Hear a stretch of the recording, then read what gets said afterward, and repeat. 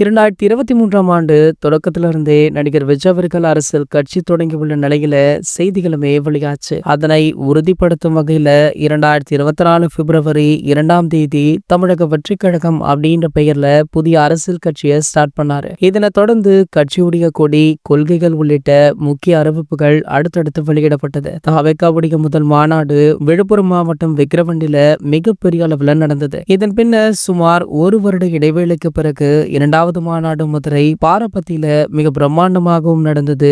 2 மாநாடுகளிலுமே லட்சக்கணக்கான தொண்டர்கள் கலந்து கொண்டாங்க. மேலும் பாத்தீங்கன்னா விஜய் அவர்களை வேற லெவல்ல செலிப்ரேட்டுமே பண்ணாங்க. இந்த நிலையில தற்போது இந்த கட்சி ஆரம்பித்து, அதாவது தமிழக வெற்றிக் கழகம் அப்படின்ற கட்சியை ஆரம்பித்து கிட்டத்தட்ட 2 வருடங்கள் நிறைவடைந்து விட்டது. இதனை செலிப்ரேட் பண்ணும் விதமாகவும் 3வது ஆண்டு அடியெடுத்து வைக்கும் விதமாகவுமே தளபதி விஜய் அவர்கள் இதனை ஒரு மிகப்பெரிய விழாவாக செலிப்ரேட் பண்ணாரு. அதாவது இன்று இந்த விழா மிகவும் பிரம்மாண்டமாக நடத்தப்பட்டது. தவேகா தொண்டர்கள், ரசிகர்கள், பிரபலங்கள் அப்படின்னு பலருமே பாத்தீங்கன்னா தமிழக வெற்றிக் கழகத்திற்காக தளபதி விஜய் அவர்களுக்கு வாழ்த்து தெரிவிச்சிட்டு இருக்க இந்த வேலையில நம்ம ஏகே அவர்களுமே தளபதி விஜய் அவர்களுக்கு வாழ்த்து தெரிவிச்சிருக்காரா. மேலும் பாத்தீங்கன்னா ஏகே அவர்கள் இன்று தளபதி விஜய் அவர்களை நேர்ல சந்திக்க உள்ளார் அப்படின்ற செய்தி சோசியல் மீடியாக்கள்ல படு வைரலுமே ஆகிட்டு இருக்கு. ஆனால் ஏகே அவர்கள் தற்போது வெளிநாடுகள்ல தொடர்ச்சியாக கார் பந்தயங்கள்ல கலந்து கொள்ற மாதிரி ஒரு சில புகைப்படங்களுமே வெளியாகிட்டு இருக்கு. ஒருவேளை இந்த தகவல் வெறும் வதந்தியாக இருக்குமோ அப்படின்ற ஒரு கேள்வியுமே இருந்துட்டு இருக்கு. இது போன்ற செய்திகளை பத்தி நீங்க உடனே தெரிஞ்சுக்க